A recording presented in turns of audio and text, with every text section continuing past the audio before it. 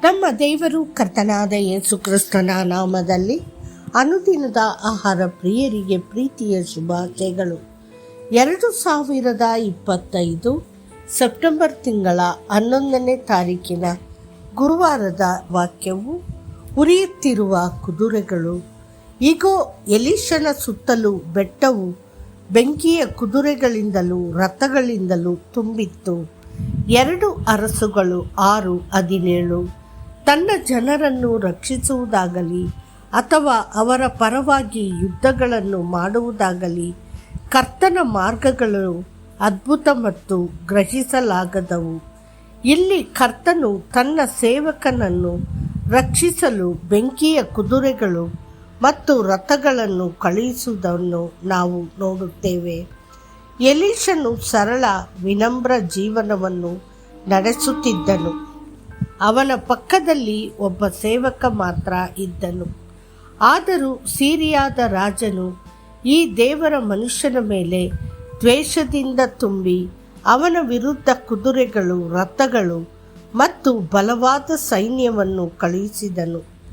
ಅವರು ರಾತ್ರಿಯಲ್ಲಿ ಬಂದು ನಗರವನ್ನು ಸುತ್ತುವರೆದರು.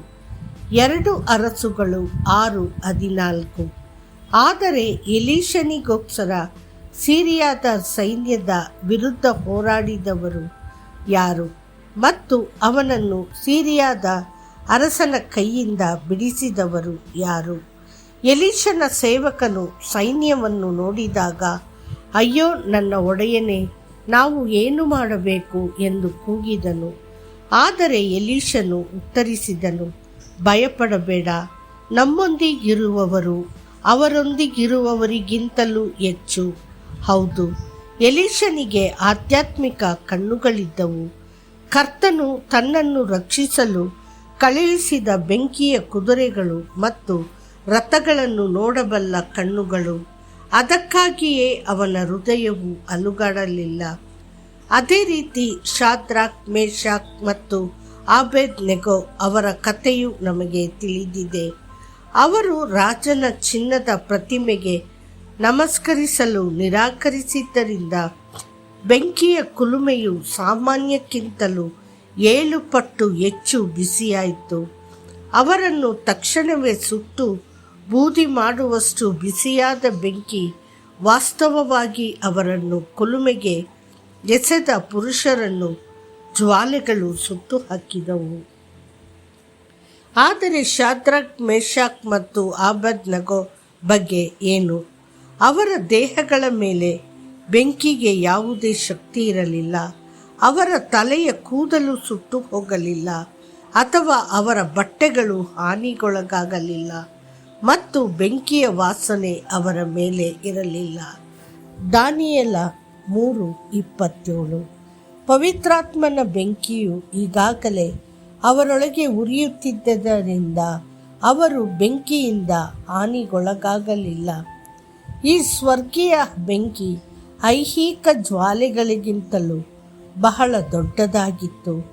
ಆದ್ದರಿಂದ ಅದು ಅವರಿಗೆ ಹಾನಿ ಮಾಡಲು ಸಾಧ್ಯವಾಗಲಿಲ್ಲ. ಅದಕ್ಕಿಂತ ಹೆಚ್ಚಾಗಿ ಕುಲುಮೆಯಲ್ಲಿ 4ನೇ ಮನುಷ್ಯನಾಗಿ ಕಾಣಿಸಿಕೊಂಡ ಕರ್ತನಾದ ಯೇಸು ಕ್ರಿಸ್ತನು ಅವರೊಂದಿಗೆ ನಡೆದನು. ಅವರು ಚಂದ್ರನ ಸೌಮ್ಯ ಬೆಳಕಿನಲ್ಲಿ ನಡೆಯುತ್ತಿದ್ದಂತೆ ಸಂತೋಷದಿಂದ ಆತನೊಂದಿಗೆ ಕುಲುಮೆಯಲ್ಲಿ ಚಲಿಸಿದರು. ಹೋ, ಅದು ಎಂತಹ ಅದ್ಭುತ ದೃಶ್ಯವಾಗಿರಬೇಕು! ದೇವರ ಮಕ್ಕಳೇ, ನೀವು ಎಷ್ಟೇ ಪರೀಕ್ಷೆಯ ಬೆಂಕಿಯ ಕುಲುಮೆಯನ್ನು ಎದುರಿಸಿದರೂ ಕರ್ತನು ಪವಿತ್ರಾತ್ಮನ ಬೆಂಕಿಯನ್ನು ನಿಮ್ಮ ಸುತ್ತಲೂ ರಕ್ಷಣಾತ್ಮಕ ಗೋಡೆಯಂತೆ ಇಡುವನು.